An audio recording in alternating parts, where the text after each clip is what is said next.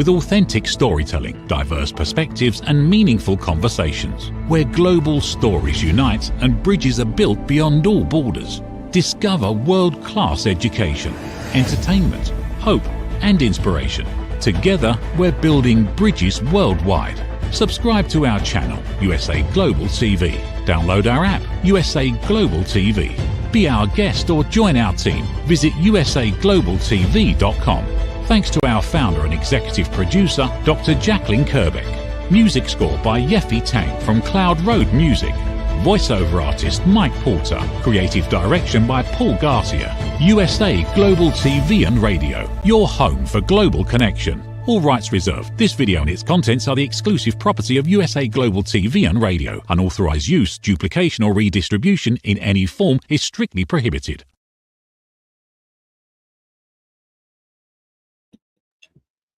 Hello, everyone. Good morning, good afternoon, good evening, and welcome to another episode of What You Were Never Taught in School.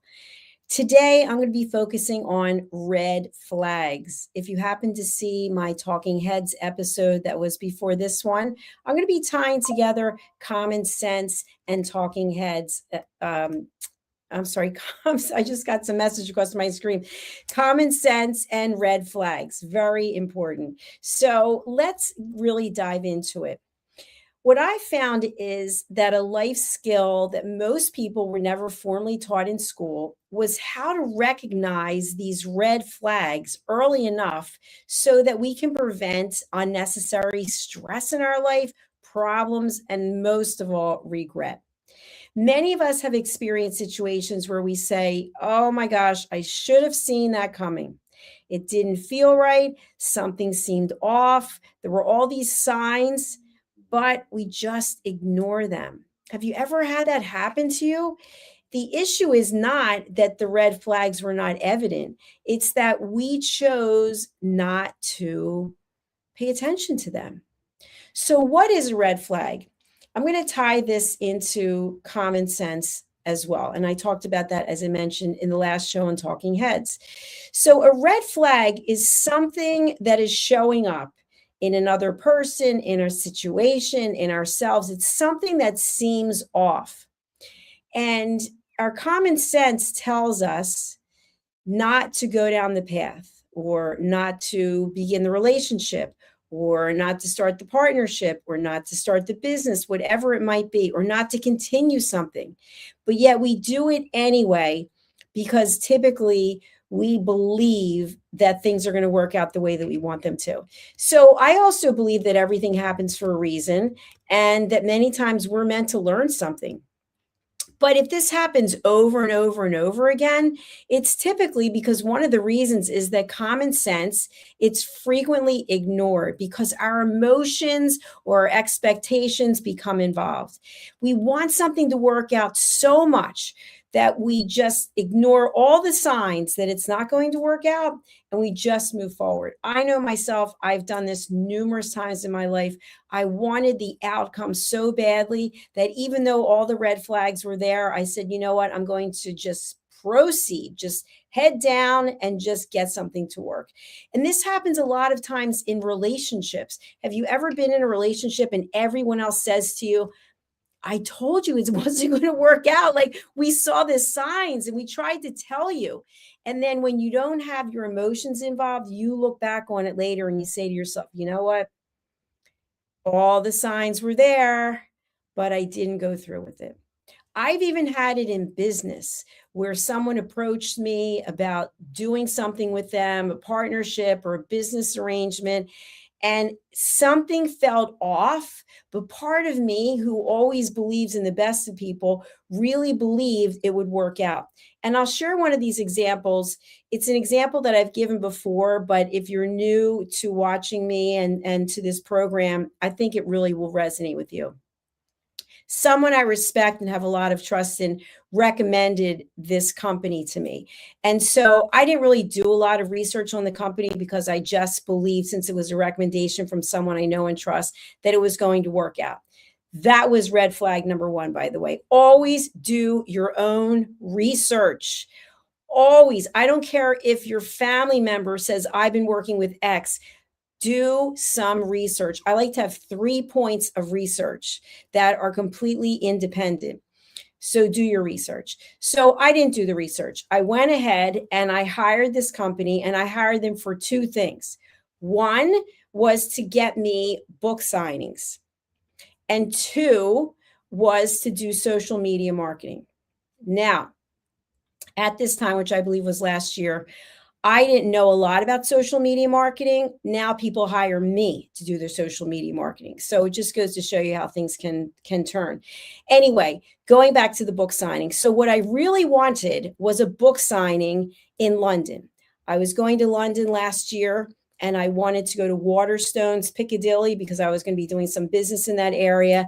And I hired this company. And not only did I hire them, I also asked them, based on their suggestion, to publish 100 books. They wanted to start with 500 books. And by the way, I've got a lot of books. So I've written these 2 books, and I've written these. I think I have 10 children's books now that I've written. I think I have 27 books I've written so far. So the only one I really wanted was this one, Mastering the Power of Elevated Listening, because I was speaking at the Universal Peace Federation in London, and I thought, how cool would it be to do this book signing? So I paid for 100 books instead of 500, because to me, that was a red flag. Why would I have 500 books? And I said to them, you really think that 500 people are going to come and buy books while I'm doing a book signing? And the guy said, oh, absolutely. And I said, that doesn't make sense to me. So red flag number 2, I used my common sense. I started thinking, if I'm sitting at a bookstore for 5 hours, what is the likelihood of 500 people coming in? By the way, sometimes what is the likelihood of 5 people coming in? Okay, so it made no sense. So I ordered 100 books, just thinking that I'd sign some of them and hand them out while I was in London, the ones I wouldn't sell. So I now have everything set. I have all the confirmation. And so I'm in London, and I'm at a meeting, and this is maybe on a Tuesday or Wednesday. This is last summer. And right down the street from where I am is the Waterstones Piccadilly location. So after the meeting, I excuse myself. I walk down there, and the first thing I'm looking for is signage about me doing the book signing, because it's only in a few days. I don't see a single sign, Dr. Jacalyn signing this book, Mastering the Power of Elevated Listening, nothing. Then at the registers, they have these little things about what's coming up. I don't see my name on there. Red flag. So I asked for the manager, very nice gentleman. I meet with him. I explained the situation, and I said I hired an agency, and they had sent me an email. So he said, do you have the email? And I said, yes, it's on my phone. So I show him the email, and I see the way he's looking at it. Red flag. Basically not identifying that this is actually from their store. So he said, well, unfortunately, we don't have you as an upcoming author. Now, keep in mind, I already paid this company, not just for them to get me this book signing, but for 100 copies of my book. So I said to him, would you mind if I called the agency? And they were in Beverly Hills, allegedly. That's another story. And so he said, no, go ahead. So I call, and this guy I was dealing with, he actually answered the phone. And I said, by the way, I'm not going to say his name, but I am actually in Piccadilly, Waterstones bookstore in London right now. And I'm standing here with the manager, whose name I'm not going to say. And I said, he has no record of me being an upcoming author doing a book signing here. So the guy's on the phone now, he's on speaker talking to the manager, and he's like, oh, we have this arranged, and I've got the proof and this and that. So the manager says, okay, what email did you send it from? The guy's like, oh, I can't find it. And now red flag, like the hairs on the back of my neck are standing up, because I know I have been taken. Idiots. I have fallen for it. Hook, line, and sinker. And the guy in Beverly Hills is still lying. Okay. So the manager says, well, why don't you forward the email to me so that I can look at it? So end of the story, the guy says, you know what? I'm not going to do that.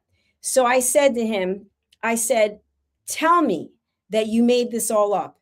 Tell me that you took my money and misrepresented. And he finally said, we never got you the book signing. Something happened. So now I'm standing in front of this manager. I feel so foolish. I'm literally sweating. I'm a nervous wreck. I can't believe I told all these people that I was going to be signing books. And now it turns out there is no book signing. I don't know where the 100 books are that the guy said that he was publishing and distributing. And so I say goodbye to this guy. I apologize to the manager and I go back to where I was in London. And I thought to myself, you know what? This is my fault. It's my fault because there were red flags along the way. And I so desperately wanted to do a book signing at Waterstone Piccadilly location that I just believed it. And so as a result of that, I started wisening up and I started listening to my intuition. Now, I want to share with you that I have not gotten any money back from the company that did this to me. And they took a lot of my money, but I'm taking ownership for it because there were red flags and my intuition told me not to do it. But my friends, still working with them, believe it or not. But in my case, they took my money. I never got a dime back. They don't answer any of my phone calls. They don't return my attorney's letters. I don't know what happened with my money. And they're not even in Beverly Hills. How about that? So why do I bring this up? Because even though I have a doctorate and a master's, it doesn't matter. It comes down to common sense. If it doesn't feel right, it probably isn't. So when there are red flags, separate your emotions. No matter how much you want it, no matter how much it's beckoning you, put your emotions aside and do your research. Ask for references. Use Trustpilot. I'd never heard of them before, but now I have. Use Trustpilot and ask to see examples of their work, case studies. Now, all of this can be created in some way. If people want to work hard enough to falsify things, they can. But there are always ways to prove that it's not true or accurate. So before you give your money to anyone, do your research. Because if not, you will be sitting back reflecting and doing the same thing that I did. And yeah, it still hurts. And I learned a lesson from it. But when I was in Piccadilly's store in London, that was like a dream for me. I had people who are authors who live in London saying to me, how did you get that engagement? And here I had no engagement, zero, nothing. All I did was lose a lot of money. So the point is, all of us can be taken. There are red flags for personal and professional relationships all the time. And to look back and later say, yeah, I should have seen that coming. I don't want to do that again. And I don't want you to do that. When you are very emotional or you have certain expectations, that's when common sense can be frequently ignored. That's when the red flags are all there for the anybody paying attention and we don't see it. That's why, and I love this, when people are in a relationship and it doesn't work out and they go to their family members or their friends and their friends and family say, we knew it wasn't going to work out. I mean, it was so clear as day, but we didn't want to believe it. Red flags rarely appear only once. So I want to share this with you, and you may have heard this before, but I have found it shows up again and again, and it is accurate. When someone shows you who they are, believe them. Don't believe for a minute that you're going to change them. Don't think that because you will school them on certain things, they're going to change. They will not. I just watched the movie. I think it was called Georgetown. And in there, one of the main characters is very charming and intelligent, and he's a con artist. And typically you will find many people who are the head of certain organizations, the face of the business, to be charming. Why? Because people are gullible, because people like people who are attractive and intelligent and they've got great personalities and they make them feel like $1 million. Be wary. Be very wary, because that person has done what they did to you to someone else and will happen again and again. I am not the first client from that company that they did that to. I promise you. After I did my research and I went to Trustpilot, I found numerous people who put, this is a scam. Do not be fooled. But I didn't do my research beforehand. So what I'm saying to you is, when someone shows you who they are, they don't show up. They insult you. They don't respect your time. Believe them. That's who they are. They don't respect themselves enough, so they're not going to respect you. And again, I am not here to blame anyone. I am just here to bring awareness and education so that you can find that peace in your life. Red flags are typically repeated behaviors or inconsistencies over a period of time.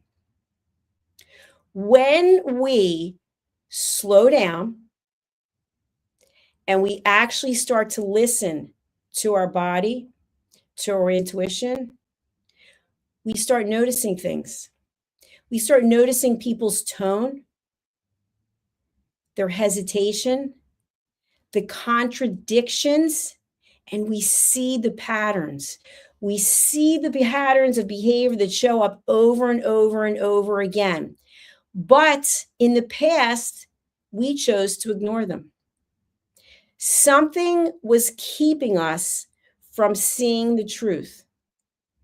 And many times that's because we want so desperately to be loved, to be liked, to feel like we belong, for someone to say, you're a great person, because we don't believe the things about ourselves. When we don't believe in who we are, and we put our vulnerability out there to people who prey on people like that, we will get eaten alive. Red flags often show up when the respect that we have for the person starts to decline. We start seeing some of the things that they're doing. We start realizing little inconsistencies in their story, little lies they start telling us that start becoming bigger and bigger. And it's interesting. I'm going to bring up another show. I only watch reality TV shows. And part of the reason is I love to watch the human dynamic, the human psyche, the interaction between people, because it's not scripted. It's all in the moment. And so one of the shows that I'm going to reference was Is Love Blind, or Love is Blind, the latest show. There was a woman, and I forget her name, blonde-haired woman, but she had to make the decision if she was going to marry this guy. So she went all the way to the altar, and I think he really thought that she was going to marry him. And she ripped him apart at the altar. It was actually it was an unbelievable performance, the things that she said. But she basically called him out and said that his stories consistently changed, that he was lying time after time after time. And she asked him about his experience, where he lived before she met him. And then he was with some girl, and when he was with her, and his story kept changing and changing and changing. And he didn't think it was a big deal. And to her, it was everything, because he showed her who he was. He showed her that he was capable of lying and misrepresenting. And so she didn't want to have a future with him. And so good for her that she caught it and decided to do something about it. That's another part of this. Sometimes we feel we are so deep in the relationship, in the connection, in the business, in the partnership, that if we raise our hand now and say something, everything's going to crumble. We're going to lose everything we have. But that's not the case. Our situation may change, it may shift, but something else is waiting for us, something that we are deserving of. Something that we feel that we can sleep at night, because we know the people we're surrounding ourselves with, they have integrity, they have honor, and they give us grace when we fall down, and they put their hand out to help us up. If you are in a situation right now where you see all the signs, you've seen them and you don't want to deal with it, I ask you Why? What is it that's holding you back? Are the red flags promises that you were told over and over again that are delayed? Are they some kind of vague commitment? Yeah, I'll get around to it. Yeah, I'll try to do it. And by the way, that's something else I always say. When someone says, I'll try, either you're doing it or you're not doing it. I'm going to try to hold this book. No, I'm either holding the book or I'm not holding the book. But yet people will say, I'll try. And I call them out on it all the time, because if I do it, call me out on it. So if you're in a situation where you see things are not adding up, your common sense is telling you 1 + 1 is not equaling 2, you have the ball in your court. You can do something. You can call the person out on it, or you can choose to go in a different path. If you are not someone who likes confrontation, if you have this fear of standing up for yourself, what you can do is you can set a boundary. You can blame the whole thing on yourself. You can say, it's all my fault. And then you can move forward in a way that works for you. Here's another area. This is huge because it can be any of us. It's red flags appearing where communication itself is failing. If someone consistently is dominating conversations, have you ever been with someone who constantly has to have the floor? If someone is doing whatever they can to avoid listening to you, if someone is reacting defensively to basic questions, I'd love to know how you came up with that. Hey, would you mind sharing where you were last night? These behaviors can reveal so much about what we don't know, what the underlying issues are. And so we don't know what these underlying issues are, but one day I can tell you something, it's going to explode. And you're going to sit there and go, I don't understand. I thought everything was okay. You didn't think everything was okay. You saw the signs, but you didn't want to deal with it. Because we can only take being lied to so much. We can only take broken promises so much. There are plenty of people out there who are yes people. Yes, I'll do this. Yes, I'll do that. And they get walked on. At some point, they say, you know what? I'm not saying yes anymore. I really can't do it. I can't say yes anymore because you feel so walked on. You have a choice. If you don't feel like you're getting the truth, you're probably not. But you can't do anything about that. The only thing you can do is manage how you respond or you don't respond. My example is this. Another reality TV show, Survivor. So if any of you have watched this episode, season 50, they're on now. They get a flint to build a fire. Okay, I've never built a fire outside. I have no skills whatsoever. I was in Girl Scouts a zillion years ago and I hated it. I'm not an outdoors person. But there are people who love it. So they get the flints and they have to go and make the fire. And then, of course, at the end, there's the fire making contest, which kind of determines who's going to be eliminated and who's not. So if you are in a situation where someone is building a fire, a metaphoric fire, you have choices. A fire needs oxygen to continue growing. Will you be the oxygen that helps this fire grow? What does that mean? You choose to engage. You know the fire is being started. You know this person's coming for you. You know this person wants to argue with you about politics, about religion, about money, about the way you look, about the way you dress, about the way you think. You know it. And you have a choice. Do you go into the fire and help it grow larger? Or do you say, I'm not going to engage? Now, what's the advantage of either? You know what? You can go into the fire. You can go head for head with the person. You can go back and forth, back and forth, back and forth. What is this actually doing? Getting your blood pressure up. But people will say, you know what? I'm going to show him. I'm going to show her. I'm not going to take this. They're not going to do this to me. But they've already done it. They already took your peace of mind because you gave it to them. You handed it to them on a plate. What's another option? Their opinion doesn't matter. The only opinion that matters is yours. So you can say, you know what? I see where this is going. You have to say it out loud. You can think, I see where this is going.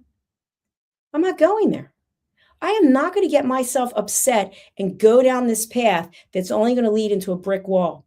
So instead of helping the fire build, you step away. I'm not playing. I'm not going to be in the game. That's a choice you can make. So when you feel truly helpless, when someone's doing something to you, by the way, someone's doing something, unless it's a crime, you are permitting it.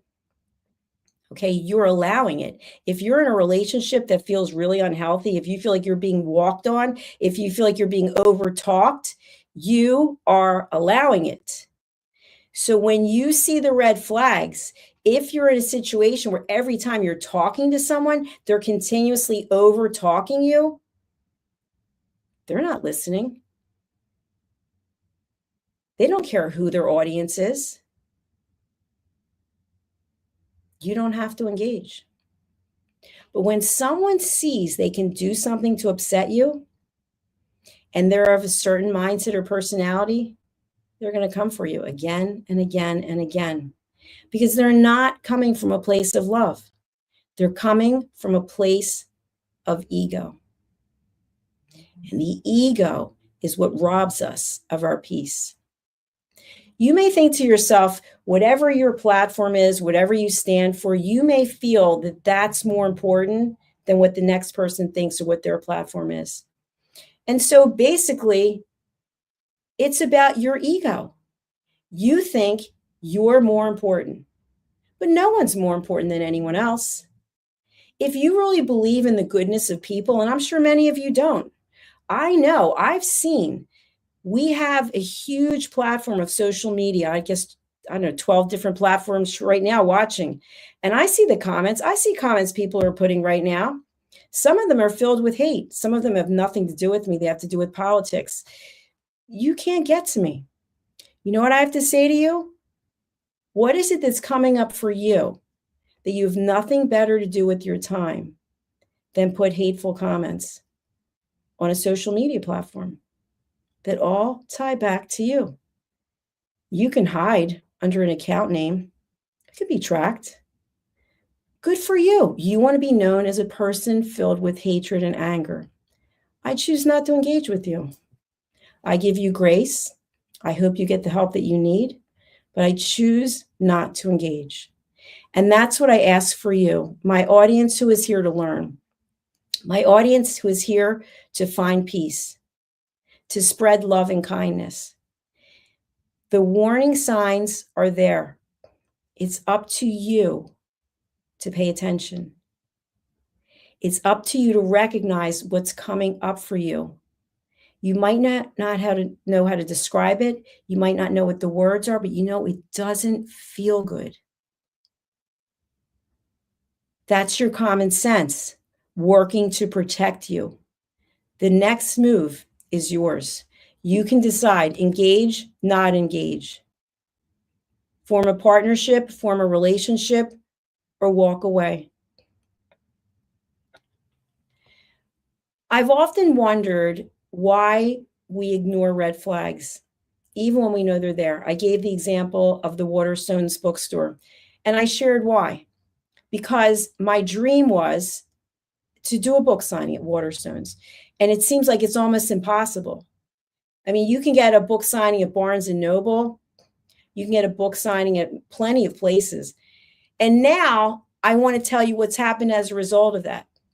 Now I don't care about book signings. Now I give my books away for free. Because if I can help someone, if one person can read any of my 27 books and something good happens for them, that means the world to me. So I've changed my priorities so that I'm not going to have book signings as little carrots dangling in front of me because it doesn't have the priority that it used to. When we've been conditioned to prioritize certain things, that's what actually gets done. But if you're prioritizing your politeness over observation, it's going to come and kick you in the butt. If you feel uncomfortable questioning behavior that doesn't seem to add up, ask yourself, what is it about a seemingly innocuous question that the other person is set off by? And I'll give an example, which I've shared. Let's say you say to someone, I was wondering why you were late for dinner. You have a partner. You tried calling them. They showed up late. They didn't answer the phone calls. And the person says, I'm really sorry. I actually stopped by the library. You think to yourself, you stopped by the library, but you couldn't answer my phone calls. And the person says, well, no, you can't talk in the library. There's no phones in the library. You think to yourself, okay, it's starting to make sense. But now you're in the car. You know you're late. You know I have dinner waiting, and you still don't call me. Then you notice they sort of smell like alcohol. And you ask them, where else did you go on the way home? Well, and you get a reaction, that's none of your business. How dare you? They're being very defensive. Why? Because they have something to hide. Obviously, if they are giving you a response like that, they are hiding something from you. That is a red flag. Your common sense tells you that it's possible to pick up the phone most of the people that I know own telephones. You can pick up a phone and say, I'm really sorry, I'm not going to be able to make it. You don't have to give an excuse. You can just say, I won't be able to be there. I'll be late. I'll talk to you when I get back. But by not calling and then expecting the person not to ask you is ridiculous, right? You would expect someone would ask, you didn't come home on time. The dinner's burnt. I called you. Your phone was shut off. What's going on? If they don't tell you the truth, and you'll know, you'll feel it. It's a red flag. What will you do with the red flag? Will you bury your head because you're afraid the person's going to yell? You're afraid they're going to walk out? Let them. Let people do what they're going to do. That's Mel Robbins, her let them theory. Let people do what they're going to do. You focus on you doing what you need to do for your own peace. That's what we're talking about today. By ignoring the red flags, by ignoring your common sense, you are putting your peace up for grabs. Some people will tell me they love drama. They love being in the drama. You know these people, and I have no judgment about it. They've always got something going on. They're crying wolf all the time. The end of the world is coming every other day. And you think to yourself, well, if the end of the world's coming, it's once. That's it. But yet something catastrophic is always happening to them. And by the way, it's so much more important than what's happening to you. They don't even care what's happening to you because what's going on for them is so hard to believe. But yet you could easily cite tons of examples of other people who have it tougher than they do. It's a red flag. It is a person who is not interested in anyone or anything except themselves. It is a person who has not done their own work. They might have mental issues. I don't know. I'm not judging. But that doesn't mean you have to be in a relationship with them. That doesn't mean you have to be business partners with them. That doesn't mean you have to join a club with them. You don't have to work out with them. We could go on and on. But it's up to you to use your common sense. I want to thank you so much for watching, for listening, and thank you to the people who have great attitude and put really well-meant comments. I do appreciate it. If you would like to learn more, here's my book. If I see you, I'll sign it and give you a copy. If I don't, you can get it in bookstores or on Amazon. My book, Holy But Harmful, The Silencing of Judgment. This book has 100 judgmental statements. I'll see if I can find them quickly, that people make all the time. These are statements that I personally have heard from other people. And I'll just read a few of them to you. Okay. He's overweight. He must have no self-control. Blondes have more fun, but dumb blondes finish last. Did you see her acne? She must not wash her face at night. She probably has a low IQ. That's why she's an idiot. I wouldn't be caught dead wearing that. A man should never stay home with the kids. Where's his pride? She's single at 40. Something must be wrong with her. These are all judgmental statements that people make. So why did I write this book? I wrote this book because I was judged and I wanted to learn how to deal with it. Because when someone judges us, especially passive aggressive behavior, I knew you'd never be anything. I knew he'd dump you. I saw it all along. Passive aggressive comments. There's nothing helpful in any of those comments. They are all labeling and filled with judgment. So I wrote this book so I would know how to deal with being judged, and I would be able to help people know when they're being judged and when we're judging others, because we all do it. But if we can be aware of it, it comes down to 3 questions. These are the 3 questions that I would like you to think about. Before you speak, before you pick up the phone, before you text, WhatsApp, Facebook Messenger, before you post, ask yourself these 3 questions. Is what I'm about to put into the universe, is it kind? Is it necessary? And is it true? And if it is not these 3 things, think about not sharing it. Just because you think you're doing someone a favor, you're not. You're probably going to say something very judgmental. And there's an old expression, if you're not going to be nice, don't say anything at all. And I really believe that. Putting people down, insulting people, you think you're calling them out to help them. No, it's really about you. It's about your ego. You're just insulting someone instead of being a friend, instead of being a mentor, instead of being a good listener. And people remember. I read some research from one of the Ivy Leagues that they conducted a study over 20 years. And they followed people who had been insulted for 20 years. And 20 years later, the people had forgiven those people who had insulted them or belittled them, but they never forgot. And that leads me to what I said in the beginning of the show. When someone shows you who they are, believe them, because their behavior patterns will repeat themselves over and over, maybe in a different way, but ultimately your intuition and your common sense are going to show up for you. And I ask you to listen, because I want you to have a peaceful life. People have gone into the hospital, they've gone into hospice, and people have interviewed them and said, what would you say?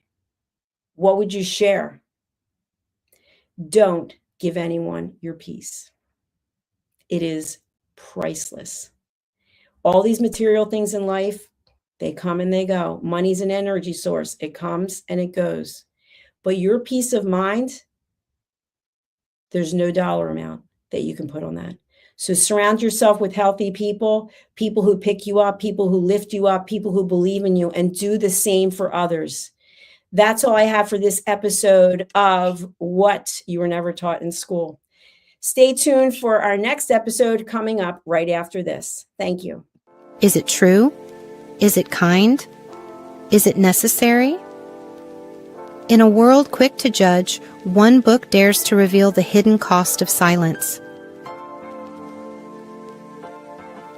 Discover Holy but Harmful, The Silent Sin of Judgment, How Hidden Judgments Destroy Relationships and Damage Lives by Dr. Jacalyn KERBECK. The Amazon #1 bestseller that's transforming the way we understand ourselves and the way we see others. Pick up the companion workbook to uncover your own hidden judgments and learn how to break free from them. Available now on Amazon and at fine bookstores worldwide.